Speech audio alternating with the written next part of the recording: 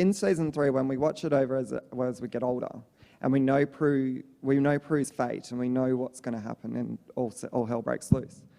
And from memory, the first episode that sort of gives us an idea that there could be a dark path ahead for Prue, like not a very happy ending, is Bride and Gloom, which we talked about yesterday, where you got married for the first time to the demon, or the warlock, I should say. Right. Is that there was a lot of episodes in season 3 between that episode and the last one that sort of had a foreshadowing element to Prue dying. And was that a coincidence, or was that actually No, that was a coincidence. That was a complete coincidence. Because, obviously Mr. Spelling and I were extremely close. And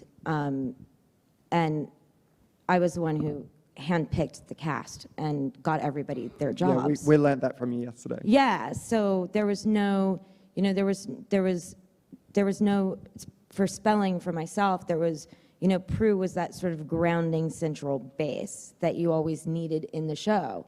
There were bad things happening to all 3 of us throughout all 3 seasons. And if Prue didn't die, then you would never even, come to that conclusion that it was foreshadowing at all.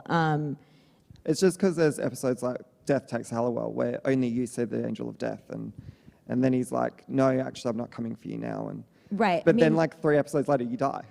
Right. They love to write anything super dramatic with me. Because they knew I loved to cry on camera. So they always had me in peril. They always had something happening to me so that I could be creatively satisfied as an actor, because that's what satisfies me the most. I don't think that with the last episode that they knew it would be my last episode.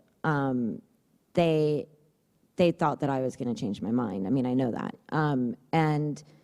And that things would get smoother and things would work out. I knew, but they didn't. So even with that last episode, they were kind of like, wait, that's the whole thing with too much blood, and you're going through a wall too hard, and you're doing this and you're doing that.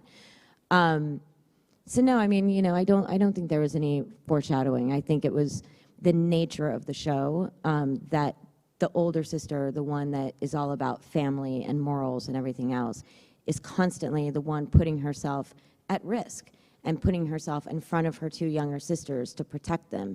And also at the time, she was the strongest. She had the strongest powers, and she was the one who sort of took her role the most serious. So therefore, I think all the demons naturally targeted her. You made that show popular. Sorry. Thank you, my dear. Thank you. Thank you. It went on to be a fantastic show without me as well, but thank you. I appreciate that.